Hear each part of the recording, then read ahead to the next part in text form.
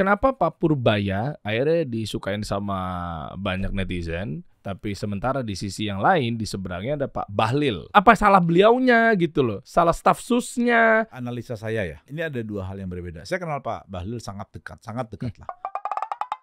Kita kasih solusi.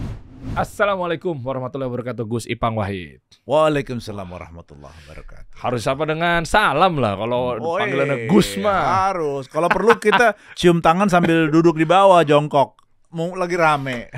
Baru 5 detik ini. Aduh, udah ngomongin TV yang mau diboikot nih. Aduh ya Allah, Anda jangan pancing dong Gus. Untung bukan boikot kasih solusi. Jangan dong, jangan. Untung kita nggak ikutan bahas ya. Jangan. Meskipun pro kontra ya. Iya, Iya, pro iya. kontra. Kenapa saya manggil Anda ke sini? Karena memang Anda bisa dibilang pakar komunikasi. Terima kasih. Saya mundurin sedikit ya Gus ya. Yang kemarin kan kita tahu bersama, atau mungkin ada yang belum nonton tayangan yang kemarin, adalah tentang ingat iklan drone di masanya pakai helikopter, RCTI oke. Itu kan berbicara mengenai komunikasi advertising.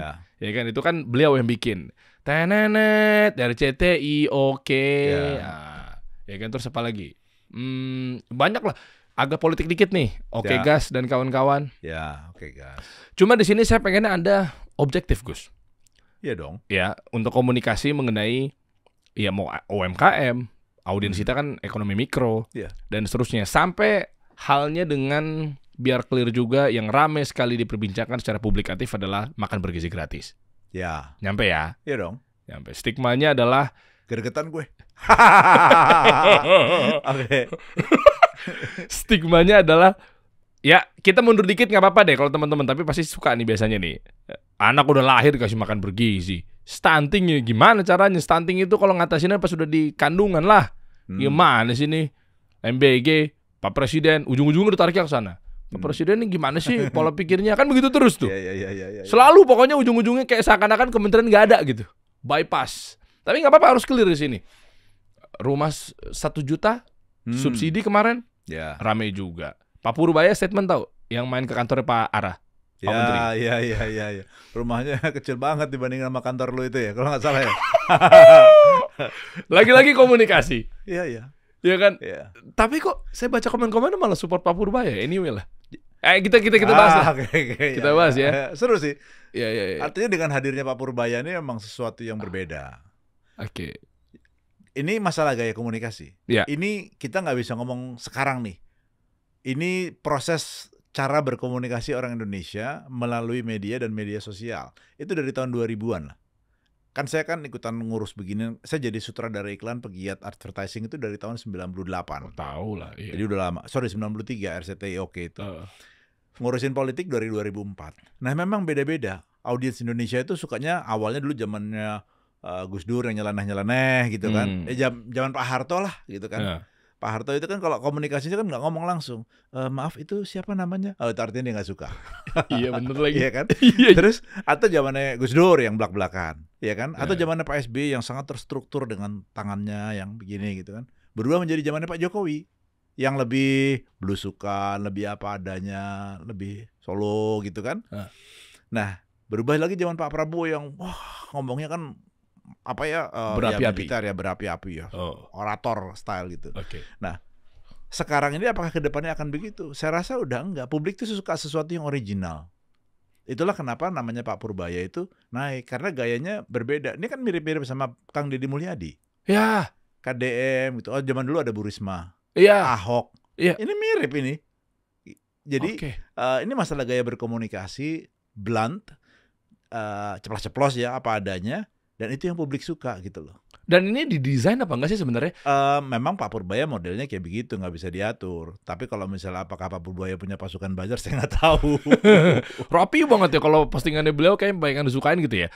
Tapi anyway gini Gus, maksudnya kalau dipikir-pikir ini didesain atau memang customer behavior-nya tiap era tuh berubah-berubah atau seperti apa? Tadi kan dari zaman Pak Harto, tadi Anda bilang sampai ke sekarang tuh kayak seakan-akan ada zaman gitu loh. Ya. Padahal manusianya kan itu-itu aja.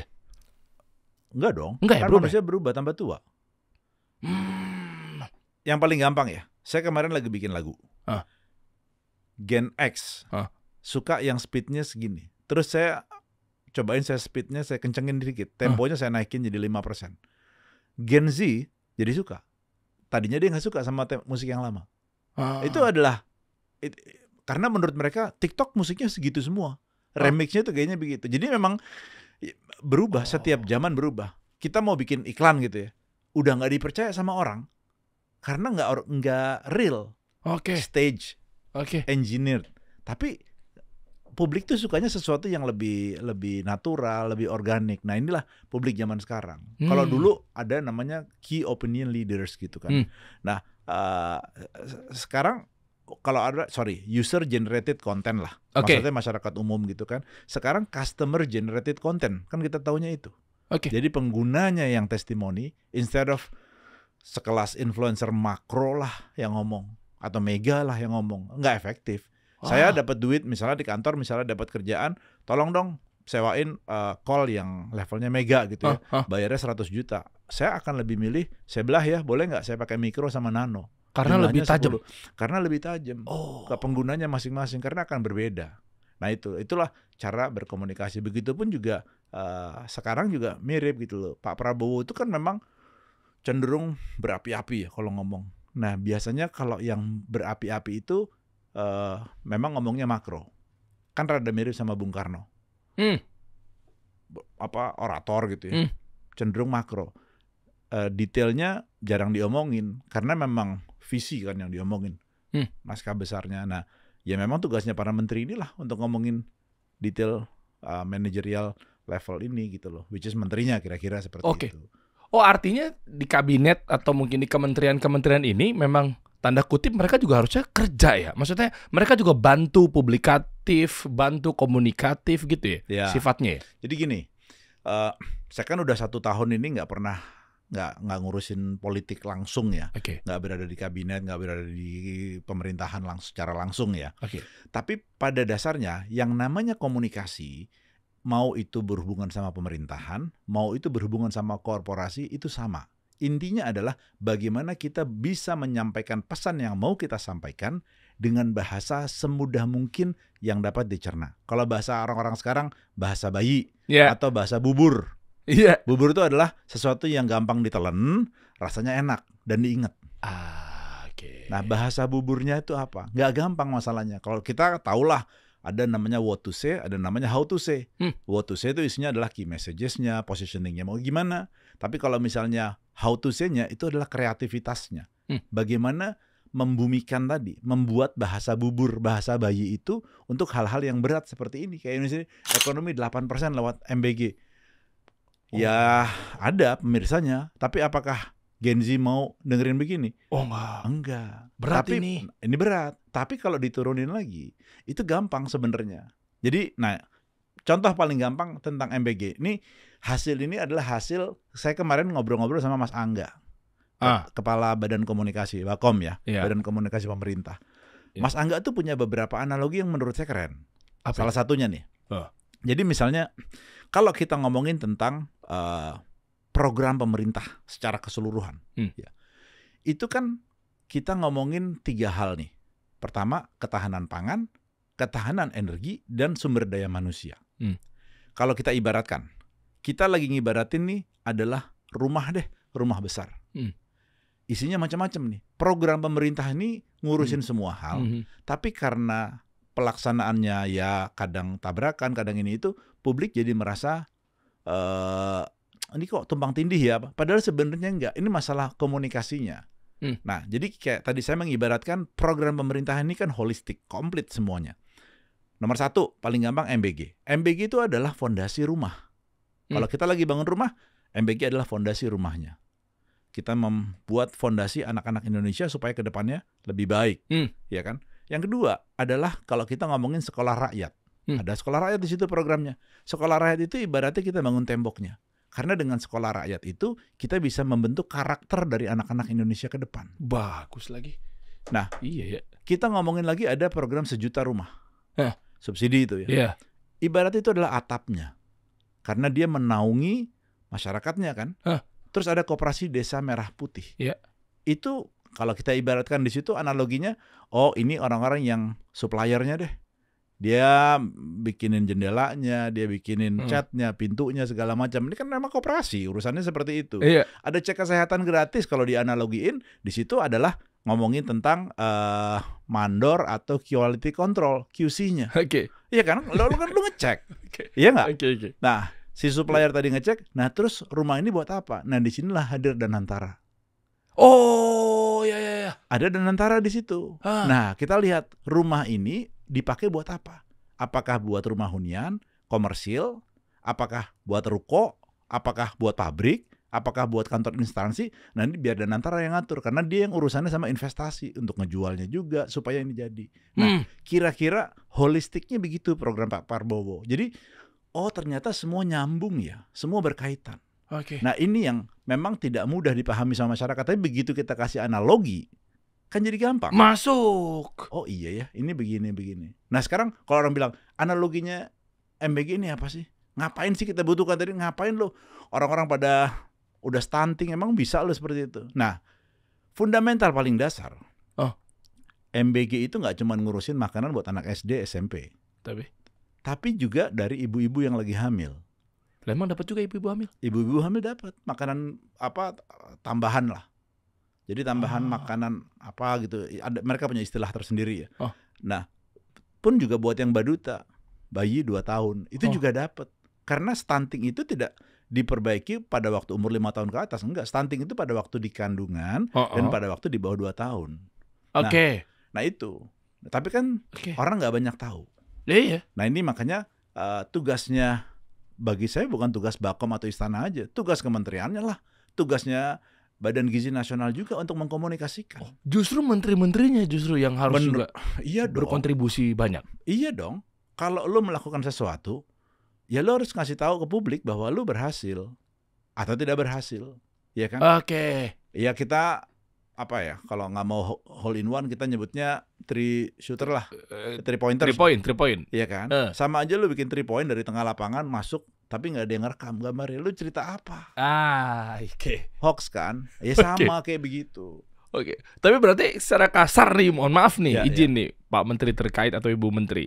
Berarti apakah kira-kira menteri-menteri kita nggak ada kerjanya? Loh, bukan Untuk menteri, dalam hal komunikasi maksudnya? Gini, justru karena mereka ada kerjanya, harus dikomunikasikan keluar. Nah, mungkin saatnya menteri-menteri itu pecut-pecut anak buahnya yang ngurusin komunikasi publik dong. Oke, Gus, aku jadi dapat nih Gus. Gini, dengan segala hormat, kita kan juga orang konten lah, pelaku konten, anak komunikasi dan seterusnya gitu ya. Kok saya sering ketemu konten-konten dari pemerintahan, kementerian-kementerian terkait. Kenapa hobi sekali ya tentang glorifikasi dan seremonial gitu loh. Kayak menghadiri acara ini, menghadiri acara itu, turun mobil, template-nya begitu ya, masuk, salaman, terus kasih back sound, teng neng neng neng neng neng teng neng neng gitu ya, habis itu kelar, udah gitu loh. Maksud saya nggak ada yang salah sih masalah seremonial, glorifikasi apa segala macamnya. Tapi masalahnya lu tuh di situ ngapain? Karena ini saya data loh. Banyak netizen kayak kenapa selalu hobi banget template-nya adalah turun mobil, disambut, cipika-cipiki, ujung-ujungnya foto jempol rame-rame, selesai. Nanti captionnya bener gak sih? Captionnya abis itu menghadiri acara ini, kamu baru saja begini-begini, mudah-mudahan Indonesia bisa berkolaborasi dengan ini untuk mencapai pertumbuhan ekonomi. Karena rata-rata begitu terus. Dan komen-komennya saya pikir saya doang nih. Bener kan? Udah kedetek tuh sama netizen kayak selalu deh, kita nggak tahu. Alah paling programnya nggak jalan. Alah paling ngabisin anggaran doang. Karena itu udah bisa jawab. Nggak, jadi gue tuh kan sering. Gue tuh ini apa sih sebenarnya sih? Gue sering menghadiri acara serupa tapi di luar negeri. Oke. Even sekelas G20, sekelas APEC atau G7 atau apalah gitu, pernah lihat-lihat gitu. Ya nggak gitu-gitu juga. Ya biasa aja. Di jalan tuh nggak ada banner-banner, spanduk-spanduk nggak ada. Ya datang dia begitu ya, sama kayak kemarin yang presiden ke Mesir gitu kan, datang ya disambut ya begitu aja. Ya biasa selazimnya acara begitu gitu. Jadi tidak berlebihan, acaranya pun juga simple, nggak aneh-aneh gitu. Kalau ditanya tadi kenapa? Gue mungkin ada 2 jawaban ya. Ini menurut gue pasti salah. Jadi Kenapa tuh? yang pertama adalah memang bawaan dari dulu seperti itu. Kan sudah Dari zaman Pak kuduga. Harto, jadi mindsetnya sudah kebayang, oh seremonial ini kayak gini. Oke. Yang kedua, mungkin juga oknum-oknum di dalam situ pikir, gue harus ngeluarin anggaran. Karena kan berhubungan sama serapan anggaran. Iya. Cara paling gampang adalah mungkin menghabiskan membuat acara seremoni, mungkin nggak tahu gitu loh kan. Tapi menurut gue masih banyak sih sebenarnya cara-cara lain yang lebih mendatangkan manfaat Oke. gitu ya. Nah itu yang harus dirubah mindset itu. Nah, maksud saya gini, Gus, kenapa Pak Purbaya akhirnya rame, media darling apa segala macamnya? Menurut pengamatan kita ya, karena memang Karena berbeda dari mainstream. iya, satu, dan yang kedua, Orang biasa ngelihat menteri makannya di restoran keren, Pak Purbaya makannya di warteg gitu ya. Ya, terlepas bahwa Pak Purbaya punya intensi lain untuk mendapatkan perhatian melalui viralitas, kita nggak tahu. Tapi it works gitu loh. iya. Dah, terus juga ngomong doorstop yang di-upload omongannya. Clippers yang digoreng adalah statementnya. Jadi kayak ngomong-ngomong gitu. Kalau mungkin analogi ekstrimnya adalah di industri yang berbeda, yaitu misalnya konten kreator ada Gary V, ya kan, ada Billie Jean, ada Alex Hormozi, ada Iman Ghazi. Itu potongan-potongannya tuh mereka isinya full, nggak ada seremonial. Ngomong-ngomong, duduk di podcast lah, ketemu di jalan lah, apa segala macam kan. Nah, akhirnya message-nya nyampe. Oh iya, lu ngelakuin ini. Oh iya, gue paham lu gini. Statement lu oke, digoreng juga akhirnya iya lu terserah lah responnya, mau lucu, keren, gue jadi paham. Oh ini maksud obrolannya. Sebelum Pak Purbaya kan ada KDM. Betul. Sama Iya, gitu iya, loh. begitu. Kan juga mirip gitu loh.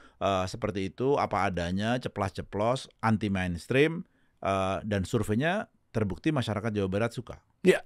Pak Purbaya juga terbukti bagus. Buktinya kemarin, ya nggak tahu surveinya bener apa enggak, tapi termasuk yang top 5 lah, yang disukai, walaupun baru kerja berapa minggu. Nah, masyarakat kita ini kan gampang terbuai sama yang gitu-gitu.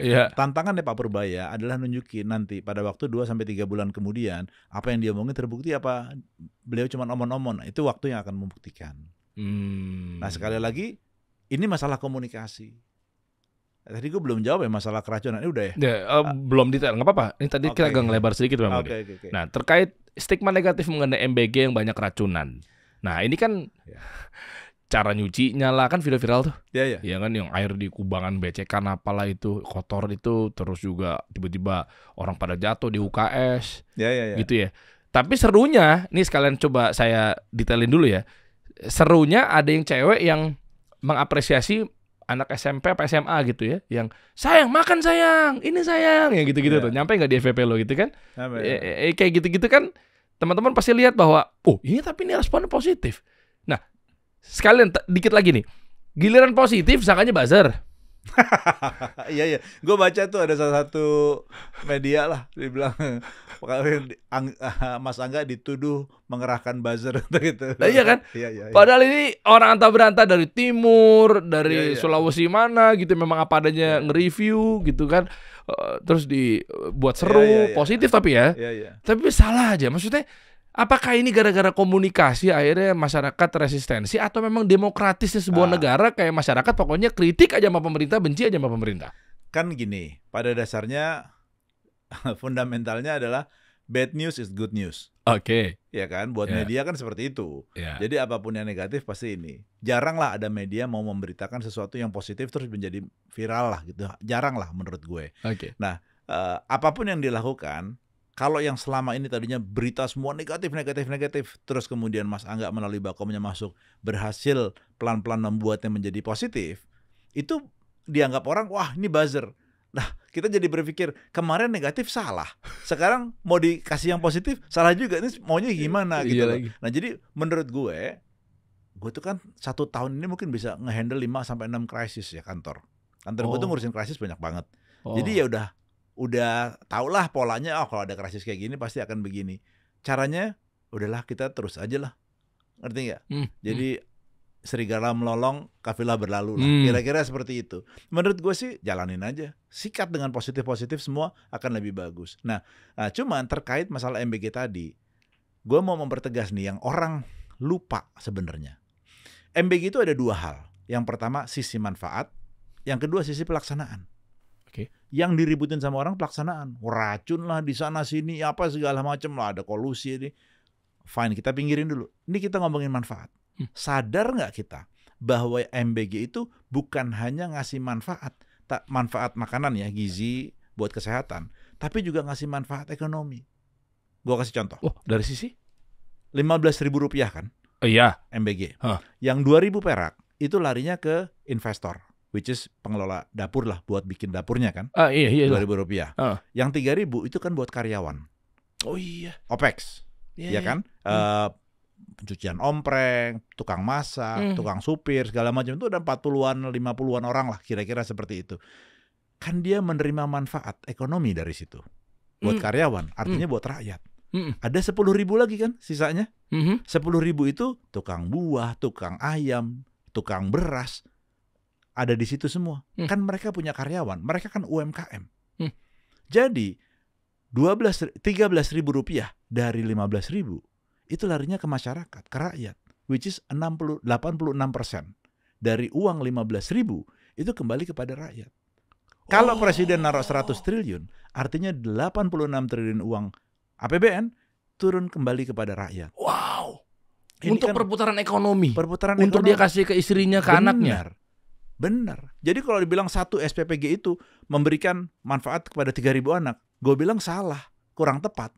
Yang tepat adalah 3.000 plus keluarga daripada karyawan SPPG, plus keluarga daripada karyawan tukang ayam, tukang buah, tukang beras, tukang sayur, segala macam. Jadi nggak cuma 3.000 itu. Ini perputaran ekonominya dahsyat. Bahasa gue adalah erupsi ekonomi. 30.000 bos, kan 30.000 titik nantinya. Oke. Iya kan? Kalau dari 30.000 titik, dari satu titik itu semuanya kan Pak Prabowo bilang ada 1,5 juta. Wow. Jadi, Ini beritanya nih. Iya. Kisah dapur MBG Mitra Telaga Rangkas Bitung, dari berdayakan emak-emak, anak muda hingga UMKM lokal. Benar. Nah, bahwa di situ ada kesalahan SOP, ya itu yang harus diperbaiki. Bukan MBG-nya terus dikritis langsung, wah bubarkan. Dari mana dibubarkan? Manfaatnya gila. Kan kita punya data bahwa ada 50-60 SPPG bermasalah. Yes. Ya. Tapi sekarang SPPG itu ada 11.600. Nggak usah ngebandingin dalam segi persentase. Tapi artinya yang jauh memberikan manfaat itu banyak. Dibanding sama yang bermasalah, jauh lebih banyak. Wah ini nih. Ini kan kita bicara tentang makanan. Kita bicara tentang, jangan lupa, hanya 45% anak Indonesia yang mendapatkan asupan protein hewani. Itu datanya. Ada studi dari National Institute of Nutrition. Oke. Nah, itu memberikan pernyataan bahwa dari setiap makanan yang proteinnya tinggi, buat anak-anak, itu bisa menaikkan 3-6 poin IQ. Serius. Itu penelitiannya. Kalau tadinya 78, itu jadi 81 gitu. Ya kalau ditambah 6, ya. Oh, jadi kalau lebih tambah banyak, iya jadi 85 gitu loh. Nah kan, Oke. ya namanya juga upaya, daripada nggak ngelakuin, ya harus dilakuin dong. Oke. Iya kan? Emang lu pikir naikin IQ bisa dengan omon-omon? Oh ya nggak bisa. Ya harus dilakuin. Iya. Nah sekarang dibilang 20% dana APBN untuk pendidikan. Ya kan? Pendidikan, kalau ini ibaratnya spons lah. Spons kering atau spons yang nggak bagus, itu daya serap airnya kan nggak banyak. Pasti. Tapi kalau misalnya dikasih nutrisi, dikasih gizi yang bagus, spons itu bisa nyerap airnya lebih banyak. Nah kalau 20% anggaran tadi diguyurin ke spons yang kering yang nggak bisa nyerap banyak, kan mubazir. Percuma. Iya. Makanya harus dibenerin otak orang ini supaya spons ini bisa menyerap informasi lebih banyak, lebih maksimal, lebih optimal ya. Nah, itu maksudnya. Keren. Nah ini kan masalah komunikasi. Nah izin nih Gus nih, artinya kenapa kok gaung MBG kan kesannya itu vibes itu negatif melulu. Artinya kalau saya coba ambil kesimpulan, apakah menteri-menteri yang bertugas ini kementerian mana sih di Badan Gizi Nasional? Badan Gizi Nasional gitu ya. Jadi ini kan saya baru dengar ya, ada pelaksanaan, ada manfaat. Jadi yang gaungnya ini selalu yang dibenahin, dibenerin, dioptimasi apa segala macamnya adalah yang di sisi pelaksanaannya gitu ya. Pelaksanaan. Iya, pelaksanaan kan? Pun juga ada dua. Si badan yang bertanggung jawab, tapi pelaksanaan teknisnya di bawah kan SPPG namanya. Si dapur itulah. Iya, vendornya lah. Vendor Oke. yang bener banyak bagus-bagus. Kawan-kawan gue banyak banget yang jadi vendornya dan bagus. Anak-anak Kadin, anak-anak macam-macam. Nah, artinya kan kenapa nggak ada komunikasi ya balik lagi tadi harusnya kementerian terkait atau badan terkait atau lembaga terkait ini ngelurusin ini nih. Maksudnya yang dikasih tahu tentang manfaatnya. Ini kalau nggak dipecah mungkin kita nggak nyampe ke sana guys. Kayak misalnya tadi 13.000 itu 86%-nya menurut Gus Ipang Wahid adalah sebenarnya balik lagi ke rakyat. Nah, yang itunya tuh yang nggak kita tahu. Coba kalau dari awal itu keluar secara komunikasi, mungkin kementerian terkait atau badan terkait, kan kita jadi nahan ya mau nyerang misalnya. Silakan ini negara demokratis tapi iya ini kan buat nyokap gue juga ya. Iya ya. Ini kan buat adik gue juga ya kalau jadi petugas atau mungkin karyawan di sana ya. Kan jadi asik ya kalau keluarnya begitu ya. Betul. Dan kalau orang bilang satu SPPG ngasih makan tadi gue bilang berapa? 3.000 orang gitu kan. Iya. Gue bilang nggak 3.000 lah. Kan masing-masing pada punya keluarga masing-masing. Pegawainya, pekerjaannya di situ, supplier itu kan punya keluarga. Jadi sebenarnya multiplying effect-nya jauh lebih besar. Nah itu loh. Jadi kalau MBG gue nggak khawatir karena data yang gue di kantor kan kita ngambil data kan, scraping data segala macam. Tonalitinya sudah mulai berbalik menjadi banyak yang positif lah sekarang. Ya apakah itu kerjanya Mas Angga atau kerja memang organik, aku nggak tahu. Tapi faktanya memang sekarang sudah mulai banyak yang positif-positif diberitakan di situ. Nah pertanyaannya adalah apakah program Pak Prabowo cuma MBG? Kan enggak. Oh ya enggak. Kan tadi kan dibilang kan ada banyak. Iya. Yang paling keren nih ya, ini kemarin gue ngobrol sama Mas Angga tuh analogi-analogi yang dia buat. Jadi ada sekolah rakyat. Ini keren nih. Analogi-analogi ini yang menurut gue keren. Iya. Itu juga sekolah rakyat kan orang sekolah rakyat itu kan orang cuma taunya dipikir sekolah yang dibangun sama pemerintah. Iya. Ini dalam konteks komunikasi. Gue nggak ada urusan sama politik sama sekali. Oke. Ibaratnya kita anak kampung nih, akamsi nih, pengen jadi atlet. Dia bilang, Pak, aku mau jadi atlet nih Pak. Ngomong sama Pak RT. Oke, nanti saya yang akan ngelatih kamu. Pak RT-nya paginya sibuk bertani ke sawah. Siangnya ngurusin jualan-jualan apa, baru sorenya udah sore kita latihan. Itu juga tuh anak baru pulang ngaji gitu. Nah kita bisa bayangin ya, artinya waktu yang disediakan sama si anak dan Pak RT untuk menjadi atlet, ya mungkin bisa jadi atlet hebat. Dibanding satu lagi kalau nih anak dibawa ke pelatnas. Awalnya beda tuh. Pelatnas makannya diurusin, pola latihannya diurusin, tidurnya diatur, ya kan? Tinggalnya diurusin juga. Metode pelatihannya juga diurusin juga. Bisa dibayangin dong, kira-kira bakalan jadi yang mana yang ini? Kalau yang natural, pelatnas lah. Nah, pelatnas inilah yang kita sebut sebagai sekolah rakyat. Oke. Ini kan gampang dicerna, karena sekolah rakyat itu adalah boarding. Oke. Buat banyak orang yang nggak mampu ditaruh di situ. Nah, sekali lagi, inilah investasi masa depan. Ya sekarang juga, dari sekarang kan udah kelihatan di sekolahnya. Tapi kan pembentukan karakter ini kan udah sampai ke depan. Jadi Pak Prabowo sudah mikirinnya kan ke sana gitu. Nah analogi ini menurut gue harus dipakai. Dan itu dilakukan oleh Mas Angga untuk memudahkan supaya bahasanya menjadi bahasa bubur tadi. Keren kan? Keren Mas Angga, top. Berarti kalau kita lihat nih ya, dengan segala hormat buat para bapak-bapak yang ada di atas sana, kenapa nggak kita mulai dari manfaat atau benefit terlebih dahulu? Bukankah di marketing juga ada istilah customer behavior, ya kan? Manfaat apa yang didapat, baru gue mau beli air minum ini gitu kan, ketimbang air minum ini enak gitu kan. Ayo dong beli, ayo dong murah. Ya dari sudut pandang si produsennya, subjektivitasnya tinggi sekali gitu loh. Tapi kan kalau untuk berangkat dari manfaat apa yang didapat, itu kayaknya mereka akan terpanggil nih. Nah sayangnya, sedihnya, untuk para oknum-oknum yang bertugas menjadi PIC terkait dalam hal ini adalah langsung ngegas, kita akan bikin begini, kita mundur dikit ya ke Danantara. Kenapa market tiba-tiba langsung reaktif, 6% turun, begitu Danantara di launch kan, waktu itu hari Senin kan, tiba-tiba langsung, tak dulu nih, duit gue yang ada di Himbara, di Bank Mandiri, di BRI, misal begitu kan. Mereka nahan dulu, wait and see dulu gitu kan. Karena narasinya adalah, apa sih Pak Danantara gitu. Nanti keluar lagi sama orang-orang terkait bilangnya adalah, oh ini ada keuntungan lebih nih dari BUMN, kita putar aja. Lah, sementara kan ini udah bisnisnya udah usual gitu loh, udah established, kenapa harus diotak-atik? Nah kayak gini kan langsung takut gitu. SWF juga translate-nya juga berat gitu loh, sovereign wealth fund gitu. Menurut gua nggak cuma di sini ya. Blocking itu kemarin pada waktu Trump mau ngumumin tarif tambahan kepada China, begitu keluar ada dua arah, tiba-tiba langsung flop kan? Langsung Bitcoin saya tiba-tiba langsung terus turun ke 105 kan? 101 bahkan. 101 kan? 101.000. Deg-degan juga kita kan ada di situ. Kenapa ketawa Anda? Sementara kena juga ya? Sementara goldnya kan naiknya ke langit juga. Iya. Iya kan? Iya. Kan pastilah reaksi itu selalu ada.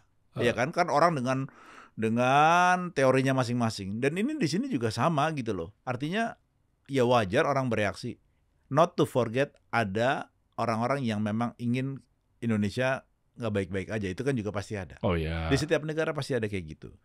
Dan itu juga bisa terjadi di kelompok-kelompok mau media atau media sosial, itu pasti banyak gitu. Jadi menurut gue ya nggak apa-apa, yang penting lu kerja aja, time will tell gitu. Jadi benahin komunikasinya berarti harus menurut dari gue awal. Danantara ini nggak ada hubungannya sama apa ya, ngambil duitnya bank terus ditaruh di luar. Ini kan duit dividen, bos. Iya kan? Duit dividen lu untung, perusahaan kasih solusi untung, holding company-nya yang muterin tuh duit. Bukan pakai duit yang ada di cash flow-nya kasih solusi. Itu dia kan komunikasi lagi-lagi. Itu dia makanya. Jadi kalau Danantara tuh gue mengibaratkannya mobil. Ini mobil. Ban di depan adalah mungkin perusahaan Mind ID gitu kan. Isunya ada Freeport, ada Antam segala macam. Yang di sebelah kanan telekomunikasi gitu kan. Ban yang di belakang adalah perusahaan Agrinas, apalah. Dan mesinnya adalah Himbara, bank-bank gitu. Danantara di mana? Dia ini mobil mau balapan. Jadi Danantara adalah supirnya. Kan dia bisa ngerasain kalau misalnya, wah ban yang kanan nih kempes nih. Agak nggak enak anginnya, disetel lagi. Wah, botak, ganti bannya. Itu Danantara semua yang ngurusin. Ya karena cuma dia yang tahu, memang karena dia kan yang bawa. Dia tahu, lawang dia yang bawa. Mesinnya kurang nih, wah businya kurang. Kalau zaman gue dulu, camshaftnya diganti 66 biar suaranya cecek gitu kan. Nah itu kan itulah Danantara. Karena dia punya target yang harus dikejar sama dia. Kenapa nggak begitu gitu loh komunikasi awal-awalnya? Bahasa bayi, bos. Paling gampang masyarakat pakai bahasa bahasa bayi. Akhirnya, ada program lain lagi, misalnya ngomongin program 1 juta rumah lah, di situ adalah cek kesehatan gratis. Itu paling gampang pakai bahasa bayi tadi, bahasa bubur. Nih, gue kasih tahu nih. Apa ya? Analogi keren nih buat cek kesehatan gratis. Lo punya motor nih? Iya. Punya motor, kalau lo nggak servis, itu kan akan berbet juga kan? Iyalah. Lama-lama rusak. Nggak pernah diganti oli, nggak pernah rusak. Pasti kan? Jadi lo harus servis berkala. Lama-lama dia turun mesin, rusak. Sama juga manusia. Kalau lo nggak cek, itu pasti akan rusak. Badan lo lama-lama rontok. Nah, pemerintah ini ngebantu kita untuk servis badan kita. Jadi bedanya sama bengkel, kalau bengkel kan duitnya duit kita. Kalau cek kesehatan gratis, duitnya duit pemerintah. Subsidi dong ya? Ya terserah, bantuan deh. Pemerintah ngebantu. Ini gratis, namanya juga cek kesehatan gratis. Penerima manfaatnya lupa, ada 36 kali ya. 32 juta apa berapa gue udah lupa. Nah, yang menarik, manusianya dibawa ke bengkel, ketemu montir, which is dokter kan. Bengkelnya adalah puskesmas. Ya kan dicek. Tujuannya apa? Tujuan dari pemerintah untuk melakukan ini adalah supaya orang Indonesia harapan hidupnya lebih tinggi. Lebih sehat. Nah, yang paling penting adalah BPJS-nya bisa dikurangin. Kan dana buat BPJS kan, kalau manusia lebih sehat kan jadi otomatis kan bisa lebih diturunin. Alokasi dananya, cash flow, kehidupan di internalnya jadinya nggak ada iuran BPJS yang lebih signifikan. Nah, inilah hal-hal begini menurut gue, pengalaman gue, analogi is the best. Setuju lagi. Kita kan ada sedikit banyaknya di belajar komunikasi ya, itu karena langsung masuk ke otak karena mereka sesuai dengan perilakunya gitu loh. Betul. Terus program-program Pak Prabowo apa lagi nih akhirnya masih muncul stigma negatif ya? Tadi perumahan yang 1 juta rumah, KDMP, Koperasi Desa Merah Putih. Itu ya lumayan. Ya gimana ya, masalahnya kan KDMP ini kan belum berjalan. Jadi baru mulai berjalan. Dan Pak Prabowo itu kan maunya standarnya tinggi nih, langsung gaspol nih. Masalahnya mudah-mudahan remnya ada nggak blong. Jadi di gaspol kita gaspol aja gitu. Nah, kalau KDMP ini yang paling susah kan adalah melibatkan banyak orang. Perbedaannya dengan MBG berhubungan dengan makan, jadi mungkin adalah sedikit-sedikit tentang nyawa orang. Kalau KDMP, Koperasi Desa Merah Putih, ya koperasi lah kan. Anda saya di Dekopin, Ketua Digitalisasi Pengembangan Desa, di bawah Fasco Rusemi, wakil ketua umumnya. Nah itu. Nah, jadi tugasnya adalah gimana caranya, apa sih wujud Koperasi Desa Merah Putih ini apa gitu loh. Nah itu kan tantangan juga kan. Saya di grup pengurus inti kan ada ketum juga di situ kan, Pak Bambang. Itu programnya kompleksitasnya tinggi sekali ya, makanya butuh waktu, butuh tenaga. Pastilah. Saya nggak usah buru-buru. Baca aja ada Gilang juga kan, Sekjen Juragan 99 gitu. Padat banget gitu loh. Itu ada simpan pinjam kan di situ. Iya. Nah, jadi bayanginnya gini. Apa sih KDMP itu? Koperasi Desa Merah Putih. Menurut gue itu adalah Indomaret tapi bisa simpan pinjam. Betul nggak? Asik. Betul nggak? Iya. Indomaret tapi bisa simpan pinjam. Sementara sekarang Indomaret, Alfamart itu nggak bisa simpan pinjam. Oke. Simpel kan? Iya. Ya udah kayak gitu. Nah, jualan beras, ada berasnya, ada minyaknya, ada gulanya, ada garam. Cuman masalah mau seberapa komplit aja kan. Tapi kan yang diuntungkan dari situ siapa? Menurut gue UMKM. Kalau kan ada 80.000 ya misalnya ya. Yeah. Dari 80.000 kan desa. Dari desa sini UMKM-nya supply barang ke situ bagus. Kan dia bisa ke desa sebelah kalau emang desa sebelahnya nggak ada supply-nya. Yeah. Iya, kayak gitu. Oke. Jadi ya jelas mendorong UMKM. Cuman permasalahannya adalah bagaimana mengontrol keuangannya kan. Itu berarti APBN ke APBD? Gue nggak tahu. Maaf, saya bukan orang kementerian, jadi saya tidak paham. Iya. Nanti coba kita telusuri ya teman-teman semua ya. Nah itu dia. Jadi memang stigma negatif terkait dalam hal ini, kita objektif lah teman-teman semua. Jadi bukan berarti akhirnya kita, bagi yang akhirnya penyupport pemerintah, terus kesannya begitu ngupload sesuatu, posting sesuatu, dikit-dikit buzzer gitu. Nah, begitupun juga harus bijak ya, bahwa kalau memang orang-orang dalam yang ada di kementerian atau mungkin di pemerintahan, kalaupun ada yang salah tetap ditegur juga dong, harusnya dong. Nggak semua dibaik-baikin dong. Fair dong. Harus dong, kalau menurut gue sih iyalah. Lintas kementeriannya juga rapi semuanya, saling berkoordinasi. Menurut gue iya. Menurut gue jangan semua apa-apa dikit-dikit dibebankan ke atas gitu kan, enggak, masing-masing punya tugas sendiri-sendiri gitu loh. Nah, gini Gus, ini izin ya buat Pak Menteri terkait.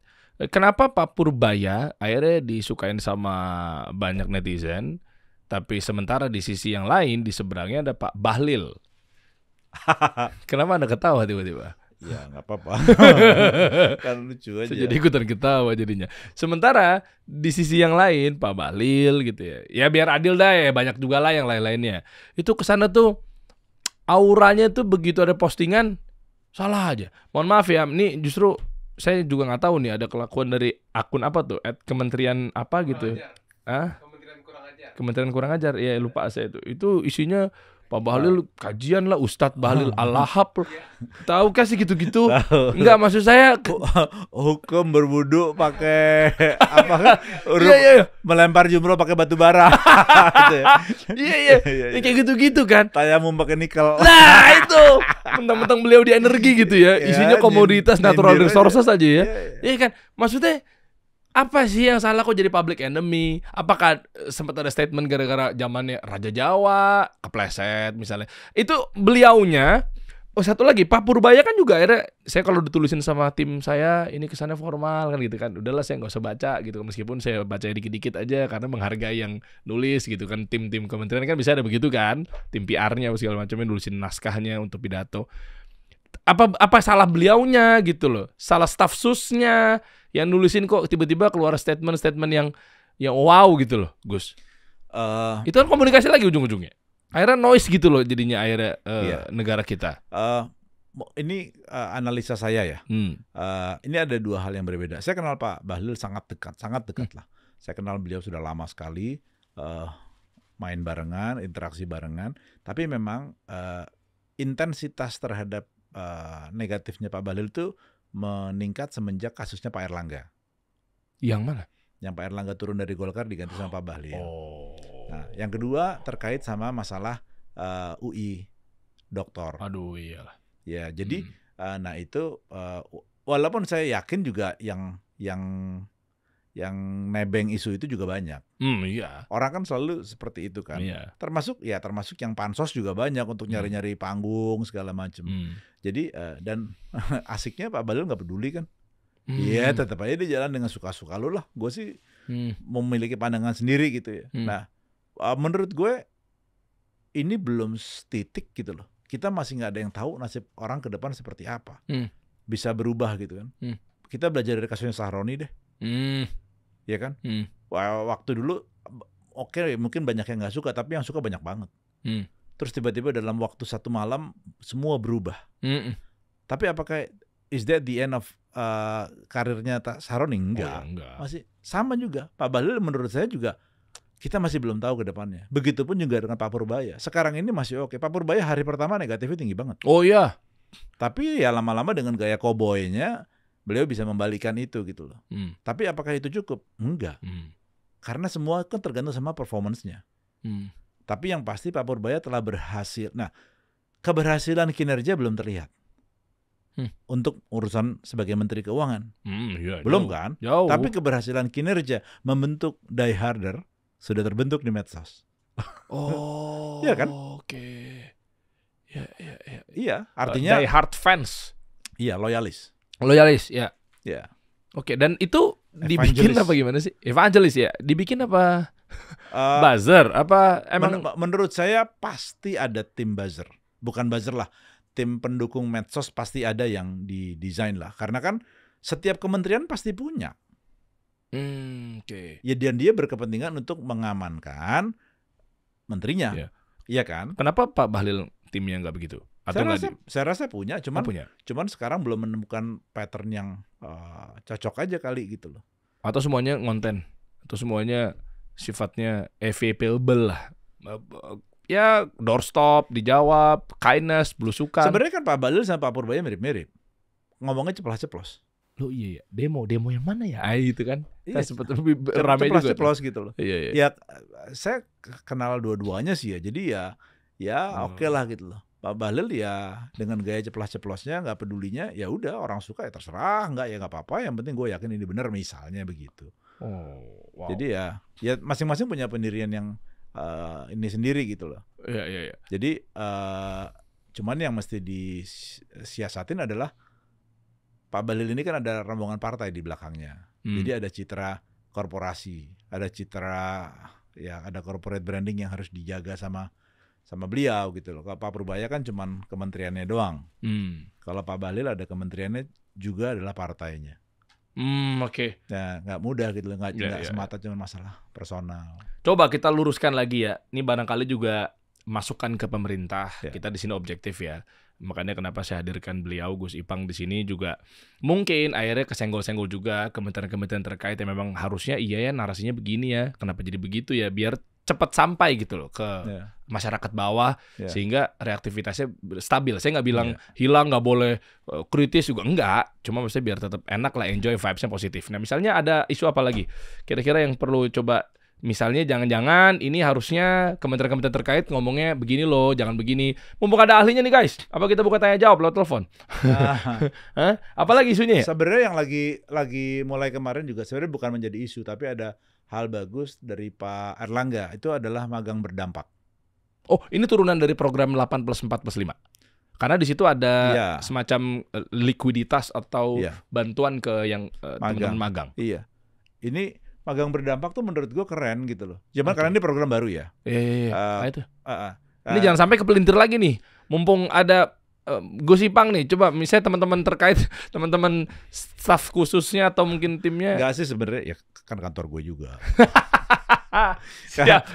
Siap komandan. Nih yang paling menarik ya magang berdampak tuh kan orang nanya gitu ya. Kemarin ada yang nanya sama gue, Mas tuh magang berdampak tuh apa sih? Gue bilang gini nih, ini yang paling gampang nih magang berdampak.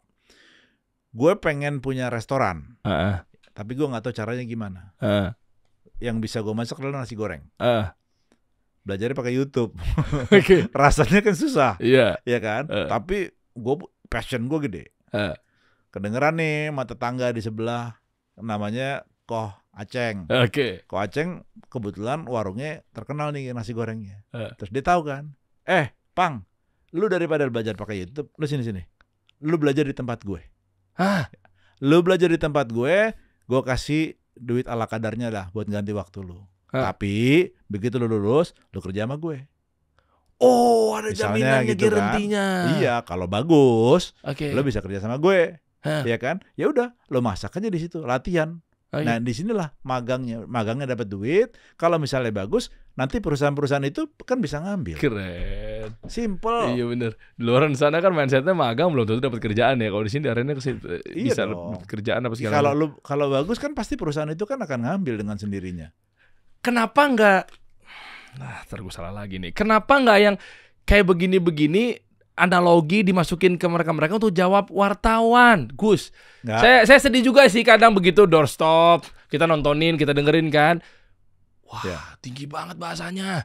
Ya. Nanti ada di pertemuan berikutnya lagi, kita ngamatin nih. Menurut gue justru gue nyambungnya sama Mas Angga tuh karena dia pendekatannya analogi ini keren. Oh, gitu. makanya beliau akhirnya ya di situ ditempatkan di kepala Ya. komunikasi presiden itu ya. Karena memang perbedaannya sama Bang Hasan. Sebelumnya. Bang Hasan itu kuat di narasi ya. Oh ya, Ya kan? teoritis. Ya, tapi kalau Angga ini keluarnya dieksekusi. Dia berhubungan dengan banyak orang pekerja-pekerja media gitu. Dan itu ke situ. Dan bagus ya. Akademisi sama praktisi dong bedanya berarti. Ya, gua nggak bisa bilang begitu. Tapi faktanya memang Mas Angga ini kan bantu Pak Prabowo udah lama.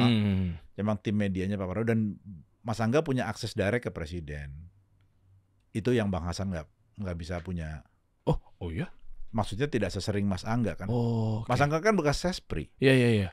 Jadi masuk gitu dan ya sama lah spirit inilah mau Mas Angga, Pak Seska, Pak Mensesnek. Saya yakin semuanya juga punya spirit bagaimana menggaungkan program-program ini. Iya.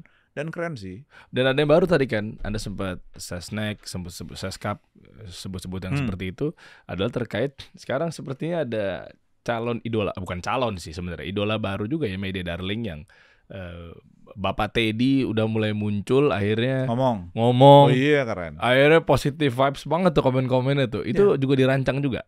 Aku nggak tahu. Tapi sebenarnya kan memang sebenarnya Mas Teddy ini bagus ya kalau ngomong ya.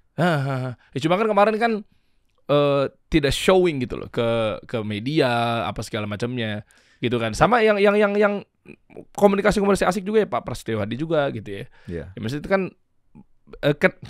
ala bisa karena biasa. Iya, nah kenapa nggak ada SOP gitu sih Gus? Kita kurang paham kalau dalamnya tuh pemerintahan kenapa nggak SOP bahwa ini agak kasar sini. Semua menteri, semua kepala training deh, public speaking, belajar analogi gitu. Itu mungkin nggak sih terjadi di sebuah kabinet pemerintahan? Mungkin. Oh mungkin kan? Sangat mungkin. Oke. Karena menurut gue itu adalah hal yang paling dasar. Anda ngajar lah, bantuin. Wah, ngapain? Siapa saya? Enggak maksudnya kan. Enggak. Iya bener dong. Iya benar. Jadi kan karena hanya masalah omongan, orang bisa suka atau tidak suka dengan urusan kita gitu loh. Asli bener. Itu menjadi poin karena saya pun juga menjadi penyiar radio juga gitu ya. Dan seterusnya gitu. Jadi tahu betul bahwa retorika, analogi itu asik banget. Kayak contoh, saya baru posting waktu kemarin tuh. Itu rame tuh hampir 1 juta tuh viewsnya dalam waktu berapa jam, berapa hari. Terkait yang apa Gus, yang kemarin kan dulu Agim pernah ngomong itu kan. Terkait kalau biasanya oknum-oknum manusia ini punya fitrah suka atau seneng melihat orang susah melihat orang senang. SMS. Nah, tapi dengan angle saya bilang bahwa 9 dari 10 orang yang beli produk lu adalah bukan dari teman dekat kita. Kenapa? Karena mereka nggak pengen ngeliat kita sukses. Karena mereka tahu busuknya kita dulu. Alah, dulu aja ngutama gue loh, sekarang dagang ini loh, flexing loh. Nah, kayak gitu-gitu kan ngebut banget tuh. Pasti. Iya kan? Kalau di Amerika, kalau Partai Republik sukses, Partai Demokrat nggak suka. Ya sama lah di sinilah. Artinya kalau Pak Prabowo sukses kan ada juga yang nggak suka. Oh ya pasti. Ya udah, jadi menurut saya ya wajar-wajar aja lah. Kan nggak mesti harus semuanya diladenin. Yang penting kita berhasil. Nomor 1 tuh bukan omongan. Nomor 1 adalah pekerjaan. Lu deliver dulu apa enggak? Ya, cuma kalau lu nggak deliver atau belum deliver, kasih tahu. Ini begini. Nah ini kan simple, kayak tadi aku baca di berita ada dari rencana 66 RSUD dari 32 rumah sakit umum daerah itu sudah terlaksana di daerah terpencil. Nah itu kan ya karena gue mau baca, buka media portal gitu kan baca. Tapi kan kalau orang enggak, ya itu harus disamperin, harus diturunin ke TikTok, harus apa gitu. Berarti semua juga harus punya tim penanggung jawab TikTok ya masing-masing ya, atau Instagram? Media lah. Media ya? Media sosial kalau enggak. Pada punya kan mereka-mereka? Pasti punya. Permasalahannya itu tadi, bahasanya jangan yang dibahas cuma ngomongin masalah seremonial. Iya. Pagi ini Pak Menteri meresmikan ini siapa yang mau baca? Iya kan? Wah, tajam. Iya. Iya kan? Tapi kalau misalnya pagi ini Pak Menteri sarapan bubur ayam sebelum meresmikan ini. Aduh, keren. Sesimpel itu padahal ya. Cuman gara-gara itu loh. Lihat nggak? Angle-nya berbeda. Pak Menteri meresmikan rumah sakit umum daerah. Ya biasa. Iya kan? Ya udah, memang harus begitu Anda gitu. Ya. Pak Menteri sarapan bubur ayam cap gomeh sebelum meresmikan rumah sakit daerah. Oh ya, naik atensi. Beda kan? Toh orang juga tetap dapat juga. Betul nggak? Oke. Ya iyalah. Iya. Itu jadi permasalahannya, makanya saya juga nggak bisa bilang kurangin seremonial. Saya nggak tahu. Ya kalau mau masih dibutuhkan, cuma porsinya kayaknya harus banyak yang taktis, praktis gitu kali. Gini, kunci dalam berkomunikasi itu akarnya adalah empati. Empati itu penting. Bukan suara gue, tapi suara lo. Karena gue lagi berusaha meyakinkan lo. Ingat yang waktu itu pernah gue bilang gue orang Jawa mau jualan di Padang. Bahasanya bahasa Minang. Nggak mungkin bahasa Jawa. Karena gue lagi mau nawarin lu beli barang gue kan. Iya kan? Ini juga sama. Kita lagi menawarkan pekerjaan kita untuk masyarakat. Ya bahasanya bahasa masyarakat dong. Jangan bahasa kita gitu kan. Lagi makan begini. Ya kan? Orang Indonesia itu suka yang begini-gini, gimmick-gimmick beginian. Ya nggak apa-apa gitu. Jadi empati itu nomor 1 gitu kan. Wah, gue banget nih gitu kan. Ya, biar ngefit produk market fit gitu loh. Iya dong. Ini secara nggak sengaja natural, apa memang ada desainnya sih? Kayak kaget kayak dipanggil, cekrek, asu kayak mungkin staffnya asal posting, atau jangan SOP-nya dibikin, nggak apa-apa kamu kalau mau candidate saya naikin. Kan kadang mungkin juga ada behavior juga. Bisa aja begitu. Atau emang didesain kan, saya nggak tahu. Artinya memang apakah memang ini kebiasaan beliau? Kalau memang kebiasaan beliau ya bagus, emang orangnya perayat kayak gini kan. Terus atau didesain ya kayak maksudnya Pak Jokowi ke warung makan itu, ya memang Pak Jokowi dari dulu ya begitu, nongkrongnya di warung, makannya di warung, ya biasa gitu kan. Kalau kita ngelihat Pak Jokowi makannya di hotel bintang 6 gitu. Nah itu bukan Pak Jokowi lah kalau aku ngerasa gitu kan. Ya, ini kan kita masih belum tahu nih kan, Pak Purbaya kan out of nowhere tiba-tiba duduk di situ. Kita masih ngedigest juga nih kan. Yang menarik sebenarnya bukan ininya, komentar di bawahnya. Kenapa Pak Bahlil nggak diajak makan bareng Pak? Ada lagi yang komen, nggak tahu Anda mau nanggepin nggak Gus? Pak AHY, Pak Amran, Pak Kiai Haji Profesor Nasaruddin Umar, terakhir Pak Purbaya. Ini deretan menteri yang gue sukai, selebihnya sekian. Ini kan bisa kelihatan polanya antara, ini beda-beda semua nih. Jadi masyarakat, Pak AHY kan nggak banyak ngomong. Pak Amran orangnya lugas, 11-12 sama Pak Purbaya. Pak Nasaruddin Umar juga nggak banyak ngomong kan, tapi kalau ngomong ya ini kan bugis-bugis semua nih. Jadi bisa kita lihat karakternya seperti apa yang kira-kira disukai sama publik. Jadi ya, nah ini pertarungan ke depan gitu. Apa nih 2029 maksudnya? Loh, Anda bilang pertarungan ke depan, apakah saya kejauhan? Pertarungan mendapatkan simpati publik sebagai, ini kan menteri semua. Iya 4 tahun ke depan ini. Apakah omon-omon bisa mengalahkan kinerja? Mana yang lebih kuat gitu loh. Basisnya basis narasi, ya kan? Atau memang basisnya basis prestasi. Keren. Asik ngomong sama beliau nih. Bayang kan? Nah itu. Jadi ya kita lihat time will tell lah, baru 1 tahun. Memang kalau teman-teman misalnya pengen pelajari lebih lanjut ya mengenai skrip atau mungkin naskah buat public speaking dan lain sebagainya, saran saya sekarang mungkin udah ada istilahnya ChatGPT atau AI, tapi dengan prompting yang benar. Jadi kadang kita nanya apa ke ChatGPT, jawabannya apa juga agak keliru teman-teman semua. Nah, ini mungkin saya mau sedikit berbagi pengalaman aja ya, dari kalau beliau kayaknya lebih senior dibanding saya. Saya mah hanya dari tahun 2005 aja gitu pernah masuk di ruang siaran, di industri kreatif apa segala macamnya. Kita bikin program yang tentunya dipersembahkan oleh Kasih Solusi yang namanya AI Content Creator Bootcamp 2025, Gus. Ini saya mengajak buat teman-teman UMKM. Ada saya, ada Agus Leo Halim tuh yang punya lynk.id atau link.id. Ya. Yang akhirnya memihak pada konten kreator, afiliator, dan digital produk. Ada partner saya juga, Renat Fuad. Ini satu Renat Kasali. Bukan. Oh, mau banget kalau beliau juga ngisi gitu ya.